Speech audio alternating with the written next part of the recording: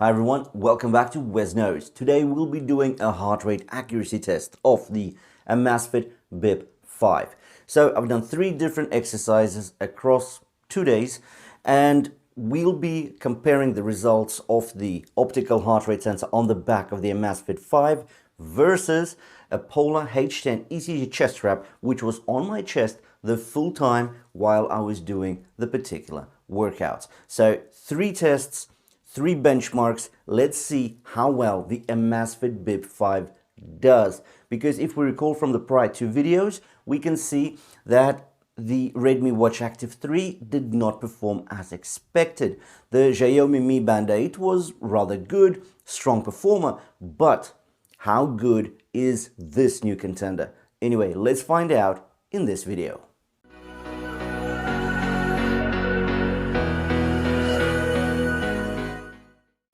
In order for us to kick off this actual video, let me tell you a little bit about the watch in a minute or two. So basically, we've got a massive 1.91-inch LCD TFT display. I nearly said AMOLED. It's not AMOLED, it's LCD, but it's really sharp. Like, the quality is amazing here. You get the deep blacks, you get the saturated yellow, reds, all the red of them, all the rest of them. This is a very strong tracker in terms of design. Now, the only minor point is that it's all plastic. It's completely and utterly plastic, right? It is nice though, it's sort of glossy, but it doesn't have that premiality. Now, what I do like are the pivoted lugs. So basically, it's a lugless design. The strap is actually integrated into the case, but it's pivoted straight off it. So basically, yeah, it's a large tracker, but the lugs don't stick out. Integrated, nice. And another good thing about these sports straps is that they're the quick release ones. They are 22 millimeters. Basically, yeah, you can get any third-party straps here. Also, you get the buckle, classic watch type buckle, as well as a tuck-in feature just to keep the watch extra close to your wrist in order for that accurate heart rate to be taken. And this is really nice. I do like that. We do have a button on the right hand side, which is great because, as we know it, having a tracker with a large face but no button, it really compromises the navigation and the usability of a tracker in general. With the Amazfit Bip 5, we get 120 sport modes, and they're not the gimmicky sport modes like on the Redmi Watch Active 3 or the Xiaomi Mi Band 8, because it actually gets inbuilt GPS, and that means that you can track your speed, your distance, and so forth. So really good stuff here. Another call out feature is that it's got Bluetooth calls. That means there is a microphone and there is a speaker, meaning you can take Bluetooth calls right off your wrist as long as you're just connected to the watch and your smartphone. We get an AI assistant from Alexa here. We get Pi, the personal activity index. You have a virtual pacer here as well. So a lot of really cool stuff. And all the usual sensors like your heart rate, stress, SpO2. It monitors your sleep, gives you a sleep score. So 3 sleep stages here, the deep, light, and REM. So this watch is a great all-rounder, and it really does feel more like a budget smartwatch rather than a tracker. Although maybe it's just a super tracker. Anyways, let's talk about the heart rate now and about the 3 tests that I've performed.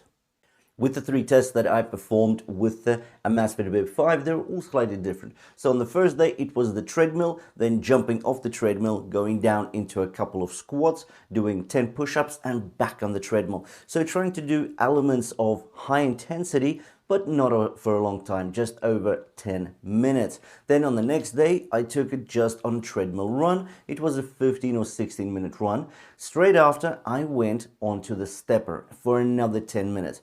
So we can see that these are activities which require medium to high levels of intensity.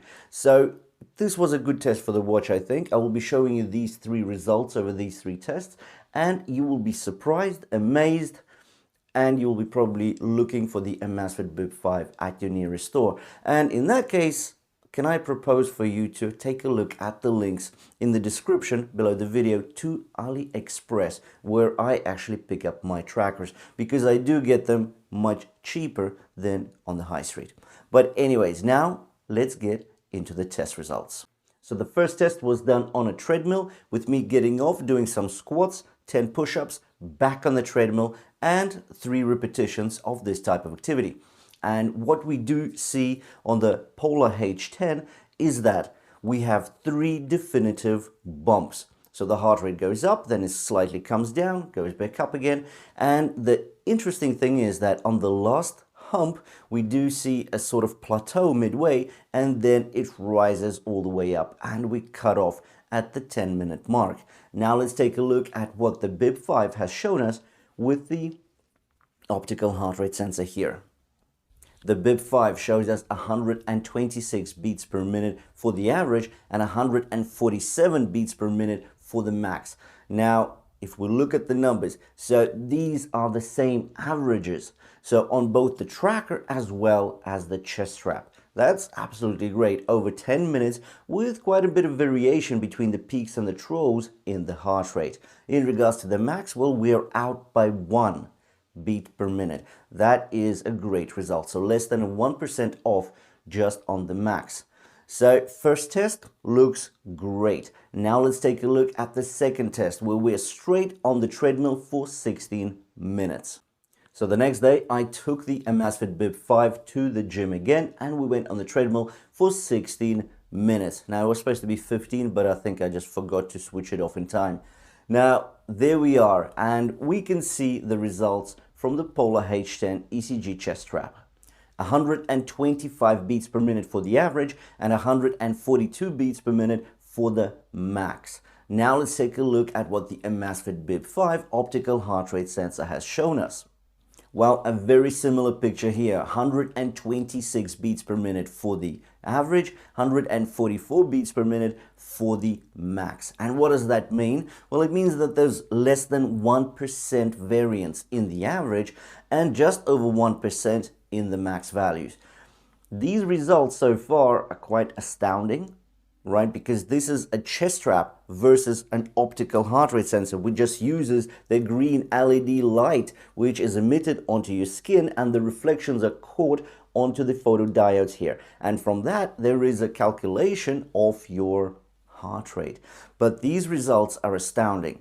And I want to just remind you that the Amazfit Bip 3 did have relatively good results. So this is the previous generation, but they were out at about 5% from the max and about 5% from the average. So this is a massive improvement here. And that kind of accuracy, well, you don't expect in this sub $100 price range. Anyways, let's now take a look at the third test and see what we have there. So the third exercise was performed on a stepper. Now, I think that's a pretty good exercise machine because simply, well, you're not overextending yourself, but you just keep on climbing those stairs as you go up, and you can vary the intensity. So as we can see from the Polar H10 heart rate chart, we can see that yes, at first I sort of started stepping quite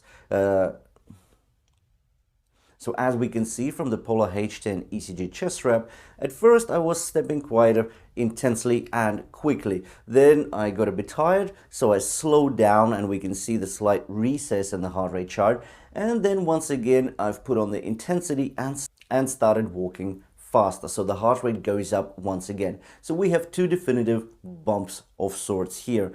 And the numbers tell us 136 beats per minute for the average and 149 beats per minute for the max. Well, let's take a look what the Bip 5 has shown us.